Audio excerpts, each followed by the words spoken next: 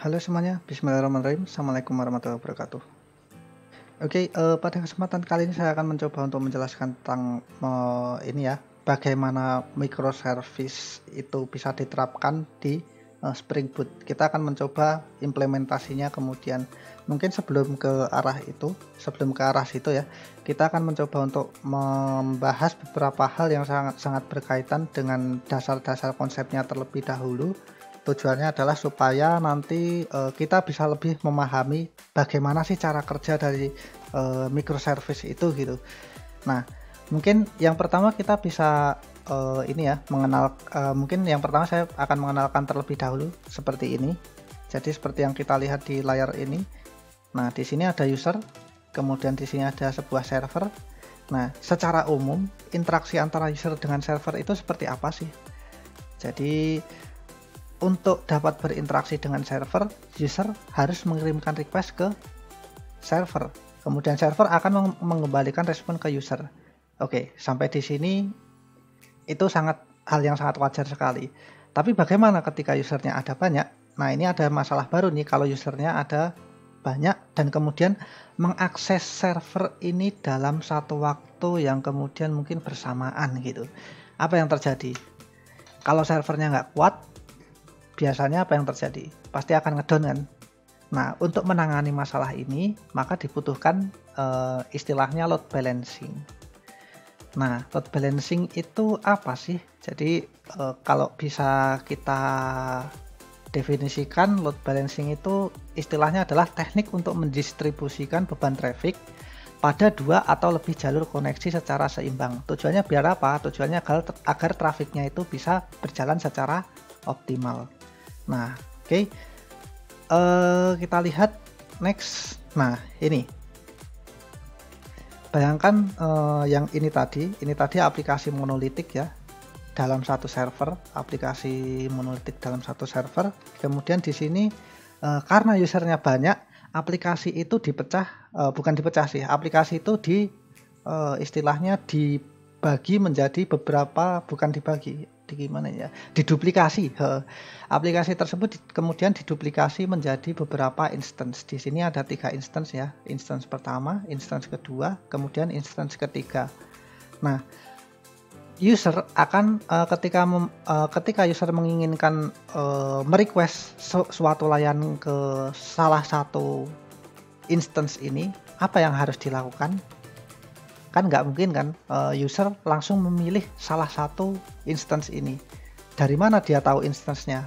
Kan instance ini tersembunyi di suatu server, di suatu tempat, entah di mana, yang mana user itu nggak bakal bisa mendefinisikan server mana yang harus dia pilih gitu kan. Nah, disitulah tugas load balancer. Jadi load balancer ini secara fisik benar-benar ada. Nah, tugasnya adalah mendistribusikan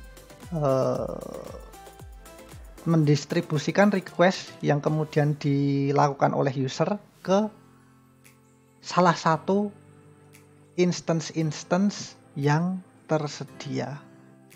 Nah, karena di sini ada 3 instance yang tersedia, maka supaya task dari user ini bisa terdistribusi dengan baik ke 3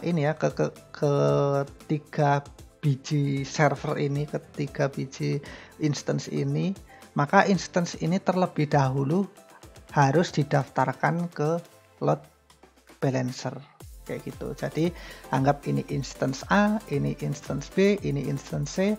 Dari instance A sampai instance C ini semuanya didaftarkan ke load balancer secara manual. Nah, ini teknik yang biasa kita sebut dengan tradisional server side load balancing. Jadi kita benar-benar punya load balancer secara fisik. Kemudian setiap setiap instance didaftarkan ke load balancer.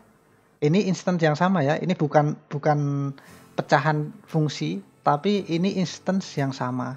Perhatikan, ini aplikasi yang ditanam di sini, kemudian aplikasi yang ditanam di sini, kemudian aplikasi yang ditanam di sini, itu semuanya sama. Hanya saja dijadikan menjadi diduplikat menjadi beberapa instance yang berbeda seperti itu. Tapi isinya programnya sama persis, sama sekali, persis seisi-isinya, se-coding-codingannya sama semua kayak gitu. Dan semuanya didaftarkan ke load balancer. Jadi ketika ada user merequest ke load balancer, nah load balancer ini kemudian akan memilih instance mana yang akan memproses request dari si user ini tadi. Ketika sudah selesai, ketika proses sudah selesai, request diteruskan ke sini, misal ya ke instance A, kemudian instance A sudah selesai mengerjakannya, maka akan dikembalikan hasilnya lagi ke user. Nah, apabila ada user lain lagi, gimana? Instance A tadi sudah mengerjakan, nanti si load balancer akan mendistribusikan bukan ke instance A lagi, melainkan ke instance B kayak gitu. Nah, kalau instance B sudah mengerjakan, dilanjutkan lagi ke instance C. Instance C sudah kembali lagi ke A. A sudah kembali lagi ke B. B sudah kembali lagi ke C. Nah, ini namanya algoritma round robin. Jadi kalau algoritma round robin itu dari A, B, C, kemudian balik ke A, balik ke B, kemudian balik C, kemudian balik ke A lagi, balik ke B lagi, balik ke C lagi, dan seterusnya. Jadi setiap request dari user akan diperlakukan seperti itu tadi.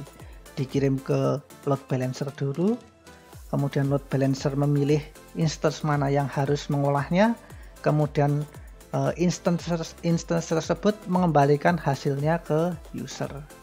Kurang lebih seperti itu cara kerja tradisional traditional server side load balancing kayak gitu. Itu tadi kurang lebih cara kerjanya. Problemnya di sini apa? Karena ini beneran pure hardware, maka problemnya adalah ketika kita butuh server baru gitu, kita butuh kita ingin menambahkan instance baru, kita harus mendaftarkan lagi secara manual ke load balancer. Nah, itu kalau hanya satu. Kalau misalkan kita butuh banyak banget, gimana? Kan susah tuh. Kan harus mendaftarkan manual satu persatu ke load balancer kan. Itu menjadi pekerjaan yang cukup memakan waktu ya. Kalau misalkan ternyata kita butuh instance dalam jumlah banyak kayak gitu ya. Mungkin instance-nya ini jumlahnya banyak karena mungkin request dari user dalam satu waktu itu mungkin sangat banyak sekali, sehingga kita butuh instance yang banyak untuk menangani request tersebut kayak gitu. Nah, kelemahannya di sini tuh tadi. Kelemahannya adalah kita harus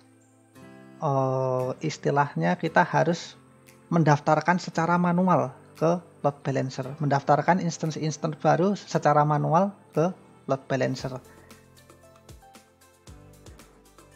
Nah, dampaknya apa? Dampaknya di sini akan sangat susah sekali, istilahnya ini akan sangat merugikan sekali karena istilahnya kita nggak bisa langsung kita pasang kemudian langsung jadi kayak gitu. Jadi harus mendaftarkan dulu satu persatu gitu. Kan itu butuh proses yang lama. Padahal mungkin jumlah user itu dalam setiap saat itu bisa meningkat dalam jumlah yang sangat besar, dan kadang menurun dengan menurun dalam jumlah yang banyak juga gitu. Jadi dinamis, instance-nya ini mesti dinamis gitu. Jumlah instance-nya mesti dapat dikurangi atau ditambah secara dinamis. Dan di traditional server side load balancing ini itu hal yang mustahil. Hal yang sangat mustahil untuk dilakukan. Karena semuanya harus serba manual, harus serba pasang-pasang manual, daftarkan IP manual, daftarkan apa-apa manual ke load balancer kayak gitu. Jadi itu butuh proses otomatisasi untuk menangani kasus yang terjadi di traditional server side load balancing tadi. Oke, Kita akan lanjutkan di part berikutnya terkait dengan bagaimana cara menangani permasalahan tersebut dengan menggunakan microservice. Terima kasih atas perhatiannya. Wassalamualaikum warahmatullahi wabarakatuh.